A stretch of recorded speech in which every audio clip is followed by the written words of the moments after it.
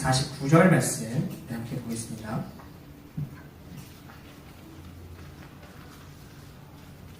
한 절씩 나눠 읽고 마지막 절 같이 읽겠습니다. 이 말을 할 때 예수께서 친히 그들 가운데 서서 이르시되 너희에게 평강이 있을지어다 하시니 그들이 놀라고 무서워하여 그 보는 것을 영으로 생각하는지라. 예수께서 이르시되 어찌하여 두려워하며 어찌하여 마음에 의심이 일어나느냐. 내 손과 발을 보고 나인 줄 알라. 또 나를 만져보라. 영은 살과 뼈가 없으되 너희 보는 바와 같이 나는 있느니라. 이 말씀을 하시고 손과 발을 보이시나 그들이 너무 기쁨으로 아직도 믿지 못하고 놀랍게 여길 때에 이르시되 여기 무슨 먹을 것이 있느냐 하시니 이에 구운 생선 한 토막을 드리니 받으사 그 앞에서 잡수시더라. 또 이르시되 내가 너희와 함께 있을 때에 너희에게 말한 바 곧 모세의 율법과 선지자의 글과 시편의 나를 가리켜 기록된 모든 것이 이루어져야 하리라 한 말이 이것이라 하시고 이에 그들의 마음을 열어 성경을 깨닫게 하시고 또 이르시되 이같이 그리스도가 고난을 받고 제3일에 죽은 자 가운데서 살아날 것과 또 그의 이름으로 제사함을 받게 하는 행위가 예루살렘에서 시작하여 모든 족속에게 전파될 것이 기록되었으니 너희는 이 모든 일의 증인이라. 볼지어다 내가 내 아버지께서 약속하신 것을 너희에게 보내리니 너희는 위로부터 능력으로 입혀질 때까지 이 성에 머물라 하시니라. 아멘. 옆에 분들과 인사하겠습니다. 잘 오셨습니다. 반갑습니다. 한 번 더 인사하겠습니다. 말씀 속에 길이 있습니다. 우리 공집사님 복귀하셨습니다. 네. 잘 다녀오셨습니다. 반가운 얼굴들입니다.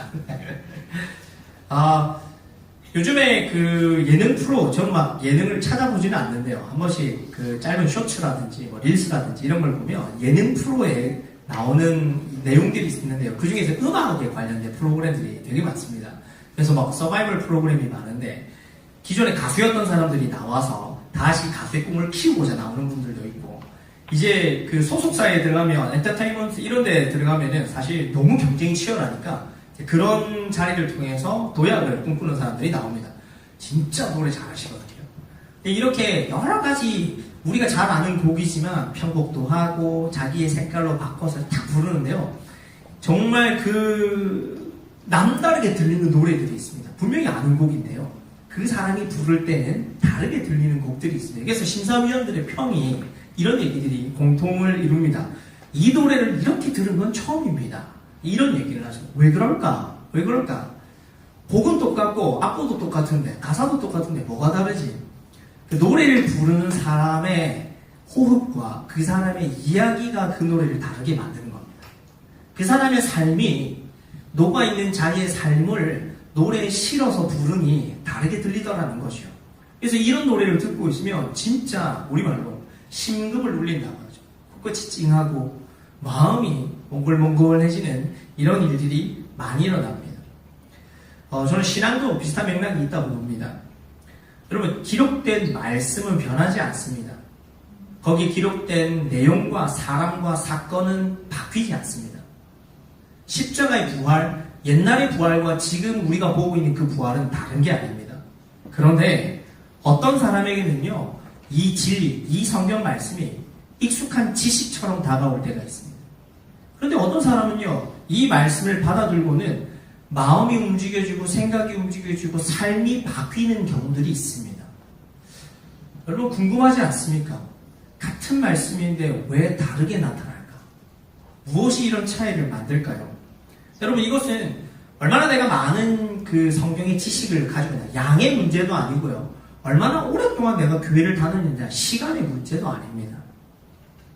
다름이 아니라 성령 하나님이 그의 마음을 열어주셨느냐 그렇지 않았느냐의 차이가 일어납니다. 이것을 우리는 우리가 익숙한 표현으로 이렇게 얘기합니다. 인격적으로 만났다. 우리가 인격적으로 주님을 만났다라고 얘기하는 경우가 바로 이런 경우입니다. 인격적으로 예수님을 만나면, 인격적으로 말씀을 만나면 삶이 달라지기 시작하더라는 것이죠. 제자들이 3년 동안 귀 따갑게 예수님의 말씀을 직접 듣고 하나님 나라가 무엇인지에 대해서 배웠습니다. 사랑과 긍휼이 무엇인지도 알았습니다. 그런데 예수님과 함께 했던 그 3년은요, 복음서를 쭉 보시면 알겠지만, 그닥 크게 달라졌다라는 느낌이 잘 안 듭니다. 그런데 오히려 이 제자들의 삶이 폭발적으로 바뀌는 기점이 있습니다. 언제냐면, 예수님이 부활하신 그때, 부활하신 예수님을 만난 그때부터 삶이 달라지기 시작했다라는 겁니다. 오늘 우리가 그 예수님의 제자들이 본격적으로 삶이 달라지는 그 기점에 있는 장면을 함께 살펴보고자 합니다. 오늘 이 말씀을 통해서 내 신앙에 있어서는 지금 뭐가 필요할까? 그리고 그 신앙을 위해서 내가 할 수 있는 일은 무엇인가를 한번 깊이 돌아보고 결단하는 시간이 되기를 주님의 이름으로 축복합니다. 예수님과 함께했던 이 제자들의 삶이 본격적으로 바뀌기 시작했던 이유가 있습니다. 두 가지인데요. 첫 번째는 무엇이냐니까 이들은 은혜가 있는 곳에 머물러 있었다라는 것입니다. 예수님의 제자들은 은혜가 있는 곳에 머물러 있었습니다. 예수님을 따르는 제자들이라고 얘기할 때는 12명만을 의미하지 않습니다. 복음서에 보면은 제자들이라고 되어 있습니다. 그러면 그 12명 외에도 이름이 거론되지 않았지만, 기록되지는 않았지만 제자라고 명칭이 붙여진 이름이 밝혀지지 않은 사람들이 있습니다. 이 사람들의 특징은 무엇이냐면 예수님과 늘 함께합니다. 그리고 예수님과 함께하며 많은 말씀을 듣고 배웁니다. 예수님을 향한 마음, 그 복음을 향한, 이 신앙을 향한 그 열정이 남달랐다라는 것입니다. 그래서 이 예수님의 말씀을 듣고 마음에 뜨거움이 생겼던 사람들이 예수님과 늘 함께했는데요. 이 함께하는 게 어떤 것이었냐? 예수님이 살아있을 때나 예수님이 죽었을 때나 동일하게 이들의 마음이 특별했습니다. 예수님이 살아있을 때야 예수님과 당연히 같이 다녔죠. 그런데 예수님이 죽었을 때도 이들은 함께 모였다라는 겁니다. 어떤 특별한 마음으로 함께 모였었다라는 것이죠. 예수님이 돌아가셨을 때 극한의 공포와 혼돈이 찾아왔습니다. 내 인생을 걸었던 그 예수님이 사라졌으니까요. 너무 무서운 나머지 처음에는 흩어졌습니다. 막 나도 죽을까봐 다 흩어졌는데요. 이내 다시 이들이 모입니다. 다시 모였습니다. 뭔가 기도를 해야 될 것 같고 우리가 함께 있어야지 될 것 같다라는 마음에 함께 모였습니다. 막 두렵고 혼란스러웠는데 그때 예상치 못한 소식이 들려오기 시작합니다. 예수님이 살아났다라는 겁니다. 그런데 그냥 카더라라는 통신으로 얘기하는 게 아니라 실제 자기 제자들 무리에 있었던 사람들이 이 얘기를 하기 시작합니다. 예수님이 안식 그 첫날에 부활하신 그때 처음 찾아갔던 두 여인이 무덤에서 사라지신 예수님이 있다, 예수님이 무덤에서 사라졌다라는 얘기를 해왔고, 또 베드로와 요한이 직접 찾아가서 무덤을 보고 왔습니다. 여기에서 끝나지 않습니다. 엠마오로 가던 두 제자가 실제 살아나신 예수님을 직접 만납니다. 예수님과 이야기하고 음식을 나누면서 예수님께서 성경을 풀어주실 때 가슴이 뜨거워지는 경험을 하게 되죠. 그래서 이 두 사람, 엠마오로 가던 두 제자가, 오늘 이 본문 내용은 어느 시점이냐면 이 두 제자가 12명이 모여있는 이 제자들, 11명이죠. 11명이 모여있는 이 제자들의 무리에 들어가서 직접 지금 얘기하는 중이었습니다. 우리 살아나신 예수님 만났어. 얼마나 놀랐겠습니까? 이 얘기를 듣고 보니까 지금 막 가슴이 터질 것 같습니다. 그때서야 뭔가가 다시 생각나기 시작합니다. 아, 예수님 살아 계셨을 때에 우리에게 당신이 안 계실 때 보혜사 성령님 보내주신다 하셨지. 예수님 살아난다 했었지. 말씀이 생각나기 시작합니다. 그러니까 막 가슴이 뛰기 시작하고 이들이 기대하는 마음으로, 소망하는 마음으로 기도하기 시작합니다. 이때 예수님이 나타나십니다. 평강이 있을지어다. 뭔가 길을 잃은 것 같고 어려운 그때에 그래도 우리가 함께 모여서 기도해야지라는 마음으로 모인 그 자리에 예수님이 나타나셔서 평강을 전하시고 그들의 마음을 열어서 어떻게 해요? 말씀을 깨닫게 하십니다. 이런 부활의 예수님을 만나고 나니 어떻게 됩니까? 눈이 확 열리죠. 아, 진짜 살아나신 거구나. 이게 진짜구나. 여러분, 이들이 마음이 열리고 그 살아나신 예수님을 만날 수 있었던 이유가 무엇입니까? 은혜의 자리를 찾아서 모였기 때문이죠. 내가 어떻게 해서든 믿음 붙들고 살아야지 라는 마음으로 거기에 모여 있으니 주님이 거기에 찾아오신 것이죠. 17세기 프랑스의 로렌스 형제라는 사람이 있습니다. 이 사람의 이야기를 쓴 책이 하나님의 임재 연습이라는 책이 있습니다. 이 로렌스 형제는 어떤 사람이냐, 수도원에서 주방에서 일하는 사람이었습니다. 늘 음식을 하고 시끄러운 주방, 냄새나고 땀 흘리고 복잡하고 바쁜 그 주방에서 일을 하는 이 사람이었는데요. 이 사람은요, 그 책을 보면은 누구보다도 깊은 은혜 안에 머물러 있는 사람이었습니다. 그가 이렇게 이야기를 합니다. 나는 예배당에서 기도할 때나 주방에서 프라이팬을 들고 달걀 요리를 할 때나 똑같이 하나님의 임재를 느낍니다. 나에게 주방 일은 소음이 아니라 하나님과 대화를 나누는 시간입니다. 여러분, 일하실 때 성령 하나님의 음성이 들리십니까? 가정에서 성령님의 그 역사가 느껴지십니까?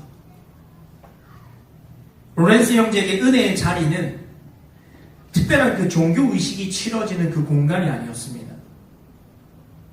그릇을 닦으면서 바닥을 쓸면서도 주님과 함께하는 연습을 했던 사람입니다. 그래서 그 책의 내용의 제목이, 그 책의 제목이 하나님의 임재 연습입니다. 내가 있는 그곳에서 주님 찾을 때 주님이 그곳에 나와 함께 하시는. 우리가 예배하면서 제한적으로 이 공간 안에서만 예배의 은혜를 누린다고 생각할 때가 참 많습니다. 참 위험한 생각이지요. 여러분, 우리가 있는 이 공간에만 은혜가 있는 것이 아니고요. 하나님은, 살아계신 하나님은 장소와 시간과 모든 상황들을 뛰어넘어 역사하시는 분이십니다. 우리가 주님을 찾을 때, 우리가 주님을 부를 때 그곳을 보시고 그곳에 함께 하시는 것이죠. 정신없이 돌아가는 그 일터에서도, 내 마음이 울그락불그락하는 그 순간에서도, 가정에서도, 학교에서도, 그 어떤 곳에서도 하나님이 주의 이름을 부르는 성도가 있는 그곳에 함께 하신다라는 겁니다.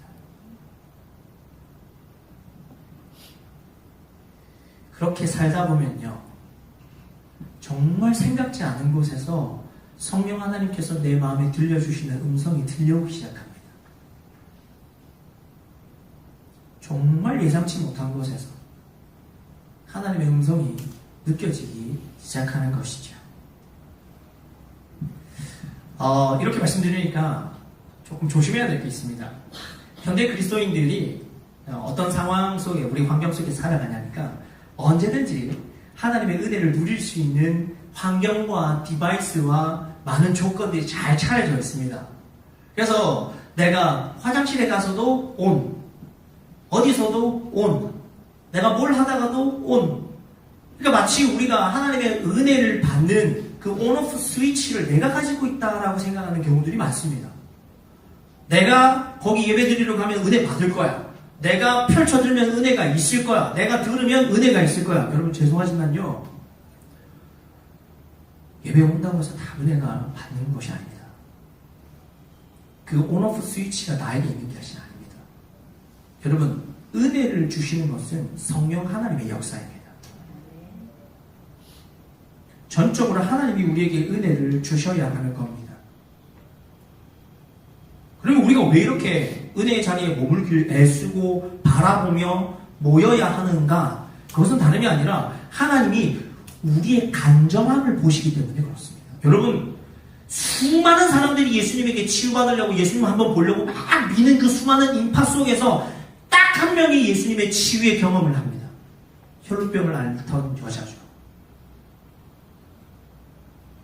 구경하고 싶어서 나온 사람들? 아니요. 진짜 살고 싶어서 사람들에게 치이고 손이 밟히면서까지 옷자락을 만졌던 그 여인 한 사람에게 치유의 역사가 임했던 것이죠. 여러분, 하나님은 우리 간절함을 찾으십니다. 내가 은혜 받기 원하면 주신다. 아니요. 여러분, 겸손하십시오. 그리고 간절하게 주님을 구하십시오. 어느 정도로요? 시편 기자의 간절함을 보십시오. 시편 84편 10절에 이렇게 말합니다. 주의 궁정에서의 한 날이 다른 곳에서의 첫날보다 나은즉 악인의 장막에 사는 것보다 내 하나님의 성전 문지기로 사는 것이 좋사오니. 교회 자주 오라는 소리 아닙니다. 목사님 일주일에 2번 오는 거 기적 아닙니까? 이렇게 그런 게 아니고요. 여러분, 주님 앞에 머무는 그 한순간이 나의 필요와 나의 즐거움을 채우는 그 수천 시간보다 더 낫다라는 겁니다. 이 정도 간절함이, 이 간절함을 가진 자에게 하나님이 그곳에, 그 자리에, 그 시간에, 그 사람에게 은혜를 주신다는 겁니다. 여러분, 이 은혜가 쌓여야 정말 우리 삶의 변화가 일어나는 것입니다. 늘 은혜 시간과 하나님을 부르짖는 것을 원하고 그렇게 애쓰는 우리 모두가 되기를 주님의 이름으로 축복합니다. 두 번째로, 예수님의 제자들이 본격적으로 삶의 변화가 일어난 이유가 무엇이냐? 두 번째는 뭐냐면 진리를 인격적으로 경험했다라는 것입니다. 진리를 인격적으로 경험할 때 삶에 본격적 변화가 일어납니다. 제자들 사이에서 예수님이 나타났을 때 다 깜짝 놀랍니다. 37절에 보니까 예수님을 뭘로 봤냐니까 영으로 생각했다. 진짜 몸을 가지고 나타난 예수님이 아니라 영으로 착각했다라는 겁니다. 왜냐면 그런 부활을 본 적이 없거든요. 물론 이제 나사로는 봤지만 그거는 그거고, 또 예수님이 사라졌을 때는 또 메시아가 사라졌다라고 생각했을 때 어마어마한 충격이 왔기 때문에 그렇다는 것이죠. 근데 이렇게 당황스러워하는 그들에게 예수님이 차분히 설명도 하시고 말씀도 가르쳐 주시고 무엇보다 자신이 진짜 살아났다는 걸 밥 먹고 이야기하고 만져보라고 하시면서 증명해 보이십니다. 그리고 나서 성경을 하나하나 풀어주십니다. 구약성경에 기록된 메시아를 향해서 예언되었던 이 말씀이 이런 뜻이야, 이것이 이렇게 되었어 라고 하나하나 풀어서 설명을 하십니다. 이것을 성경은 오늘 누가복음을 기록했던 누가는 어떻게 표현하냐면 그들의 마음을 열어 성경을 깨닫게 하셨다. 사복음서에 마음을 열어 깨닫게 했다는 표현은 여기밖에 없습니다. 누가는 성령 하나님께, 예수님께서 마음을 열어서 진리를 깨닫게 하시는 이 인격적 만남을 강조하고 싶었다고 합니다. 예수님께서 그 마음을 여셨다.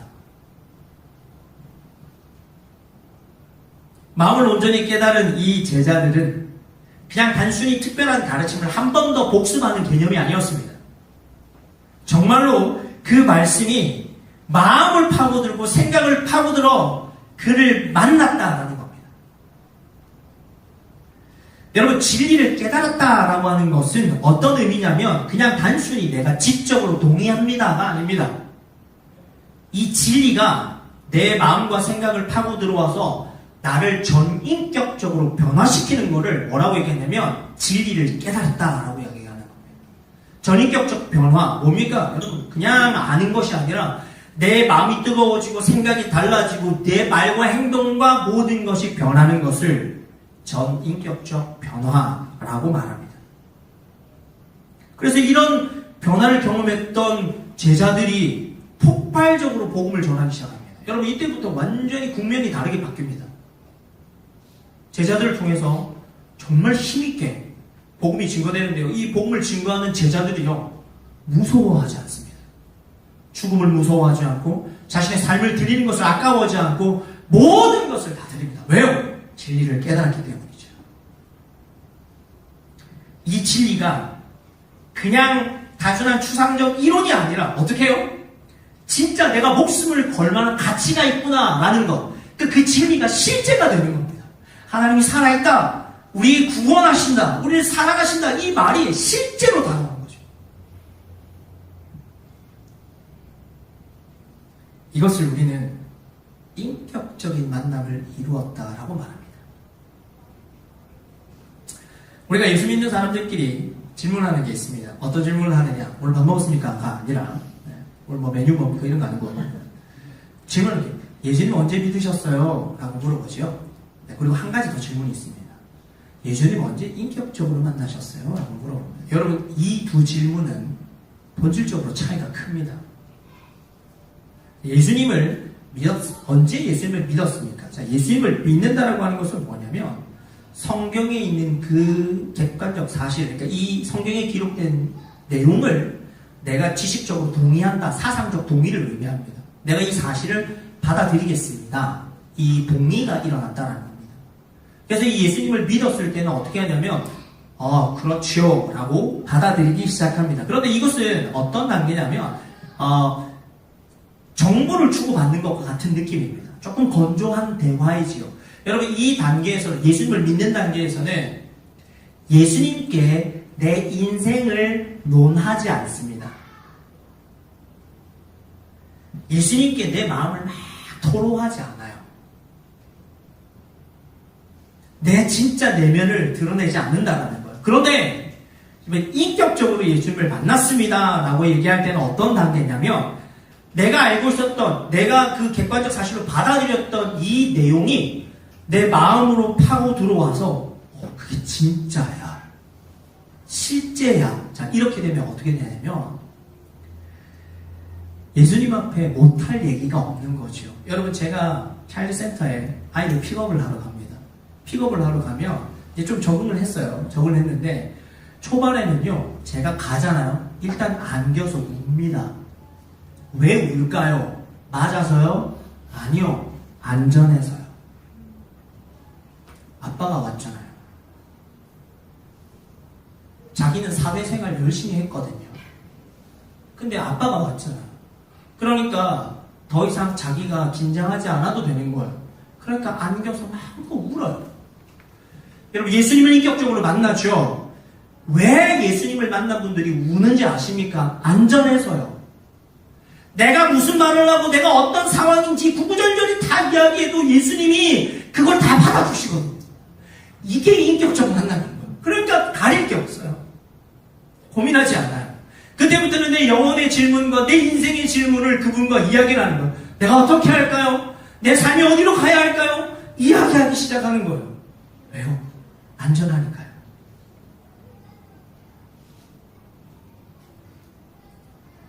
그럼 이제 궁금해집니다. 우선 그러면 언제 어떻게 내가 그 인격적 만남을 이룰 수 있습니까? 내가 언제 그거를 한번 맛볼 수 있겠습니까? 팀 켈러 목사님이 고통에 답하다라는 책에서 이런 얘기를 합니다. 고난이 추상적인 믿음을 인격적인 만남으로 바꾸는 주요한 통로가 됩니다. 벌써 한숨부터 팍 주십니다. 고난은 안 받고 싶은데 고난을 통과해야지 인격적 만남을 이룬다 하니 이게 맞나 하고 있는 거죠. 여러분, 고난은 사실 정말로 하나님을 인격적으로 경험하는 주요한 도구이자 통로는 맞습니다. 신앙의 선배들 한번 보십시오. 성경에 나와 있는 믿음의 선배들을 보면 이 고난을 통해서 그들이 하나님을 새롭게 인식합니다. 더 깊은 인격적 만남이 이루어지시오. 그리고 신앙이 좋았던 사람들도 이 과정을 통과하면 달라집니다. 근데 여러분, 이거는 우리 기독교에만 있는 영적인 원리는 아닙니다. 여러분, 고생하면 철든다고 하죠. 네. 고생하면 철듭니다. 생각이 달라지고 행동이 달라집니다. 일반 사람들도 마찬가지예요. 그러면 진짜 우리가 인격적으로 예수님 만나려면 무슨 고난을 받아야 합니까? 이제 걱정하시는데요. 여러분, 이미 성경을 보면은요, 예수님이 또 하나님께서 우리에게 고난이 아니다 하더라도 우리의 마음을 열고 우리를 만나실 수 있다라는 것을 계속해서 얘기합니다. 이 요한계시록 3장 20절에 보면 성경이 이렇게 말합니다. 볼지어다 내가 문 밖에 서서 두드리노니 누구든지 내 음성을 듣고 문을 열면 내가 그에게로 들어가 그와 더불어 먹고 그는 나와 더불어 먹으리라. 고난이 있어야지 문이 열린다는 게 아닌 거예요. 주님이 우리에게 말씀하십니다. 내가 네 마음에 들어가고 싶어. 문 열어줄래? 이때 우리가 마음문을 열면 주님이 우리에게 들어오셔서 우리와 함께 사신다라는 겁니다. 근데 여기서 우리가 이제 오해하지 않아야 되는 게, 자, 그러면 예수님 인격적으로 만나냐 만나지 않느냐를 결정을 우리가 하느냐? 아니요. 잘 기억하십시오. 자, 은혜를 주시는 주체도 성령 하나님이시고 우리 마음을 열고 들어오시는 주체도 성령 하나님이십니다. 그러면 왜 우리가 들어와 주십시오라고 애쓰고 기도해야 하느냐? 여러분, 하나님은 우리의 기도와 우리의 그 간절함을 하나의 도구로 통로로 사용하기를 원하시는 분이에요. 좀 더 쉽게 설명하겠습니다. 집에서 빨래가 끝났습니다. 제가 빨래에 다 바구니를 담습니다. 바구니에 담아서 옮기려고 합니다. 얼마 안 되는 거리지만 이때 제가 하는 게 있습니다. 한 번씩 누가 도와줄 사람? 요즘은 잘 안 덤비더라고요. 누가 도와줄 사람? 이러면 2번과 3번이 짤짤짤 이러면서 막 달려옵니다. 그러고 와서 제가 이제 아이와 함께 빨래 바구니를 듭니다. 들 때 액션이 중요합니다. 영차 이러면서 이제 지가 막 지가 다 드는 것처럼 막 갑니다. 근데 그러고 나서 이제 옮겨지죠. 그럼 제가 되면 잘했어. 와 너가 도와줘서 너무 좋아. 그럼 제가 힘이 없어서 그러겠습니까? 저 그거 한 손으로 들고 갈 수 있습니다. 왜 합니까? 아빠와 함께하고 성취감을 키워주기 위해서. 여러분 하나님이요 다 하실 수 있어요. 막 마음 열어 챙겨서 들어가실 수 있습니다. 근데 그걸 기뻐하지 않으세요. 하나님이 쓰는 방법은 우리 마음을 챙겨서 자기가 뚫고 들어가는 게 아니라 우리가 마음을 여는 것을 원하시는 거예요. 기도를 통해서 간절함을 통해서 우리를 지켜보시는 거예요. 그 얘기를 듣고 싶으신 거예요. 하나님 제 마음에 들어와 주세요. 제가 당신을 인격적으로 만나고 싶습니다 라는 그 말을 듣고 싶어 하시는 거예요. 그 말이 들렸을 때 모든 걸 다 뒤로 제치고 하나님 우리 마음에 들어오십니다.